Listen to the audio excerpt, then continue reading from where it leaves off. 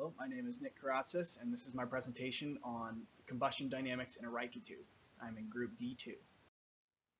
So this is the fourth lab in a series of labs this semester as part of the AE2610 class, which is designed to expose us to standard fields of research, experimental methods, and tools and sensors that are used across the aerospace industry.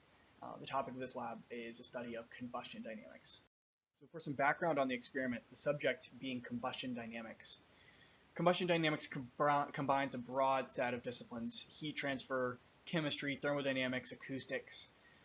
Combining all of these concepts into a single field and a single form of applied technology is very challenging. Some applications of these challenging concepts can be seen in low-emission combustors, supersonic and hypersonic vehicles, and rocket engines like the Rocketdyne F1, which was notorious for having some combustion instabilities during its development.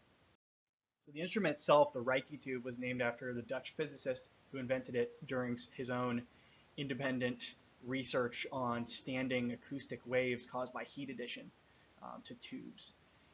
It encompasses and studies the field of combustion acoustics, and some examples of applications of this technology, of this science, is fuel mixing, pulse combustors, pulse jet engines, and Rubens tubes.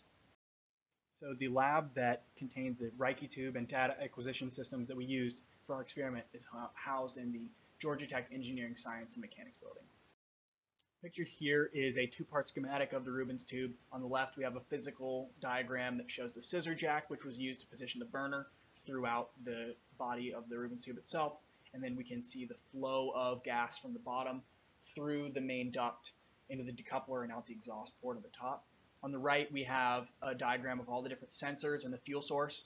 On the left, we have the photomultiplier tube, and in between the photomultiplier tube and the flame, or the burner, is a quartz substrate which filtered out light to the desired wavelengths. And then we have pictured on the right the piezoelectric sensors, which are offset from the tube due to their temperature and pressure sensitivity. And then finally, we have the flow meter and the gas supply at the bottom. So our experiment was encompassed three phases. The first was to familiarize ourselves with the Rijke tube and take some measurements. And then we measured the tube performance at varying burner positions and varying conditions. Specifically at 0 inches, we measured the performance and resonance with a valve closed and open, and we noted what that resulted in terms of resonance properties. And then finally, we noted the sound and flame characteristics throughout each of these phases. So some preliminary measurements that we took were the length of the tube, the gas temperature, which was room temperature in our case, and then the distance between the pressure transducers. And then we performed data acquisition for each of the burner positions. For our data reduction, we started out by calculating the amplitude and frequency of the pressure and radiation signals that we recorded.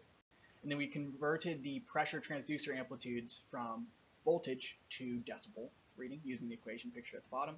And then finally, we determined the relative phase shift of signals with reference to the central pressure transducer. So for our results, I'll start by looking at the frequencies and amplitudes of the pressure transducers and the photomultiplier tube. For the majority of conditions, when it came to our pressure transducers, we got very, very inconsistent readings, which resulted in a average frequency, a resonant frequency of 1 hertz. Only at the -1 inch burner position do we see the resonance frequency 96 hertz, which is what we expected at the upper and lower transducers. In regards to the photomultiplier tube, the resonance frequency 15, 5, 24, the rest were 1, inconsistent and ultimately overtaken by noise. However, for our amplitudes at the -1 position, the pressure transducers gave us a heightened amplitude there, implying resonance, which is good. Pictured here is our table that displays the phase shift comparison across sensors. So it's all in reference to the middle pressure transducer. And in the row below, the upper pressure transducer, with the exception of the -1 inch data set, which seemed to give us the most realistic results, the other phase shifts were very minimal.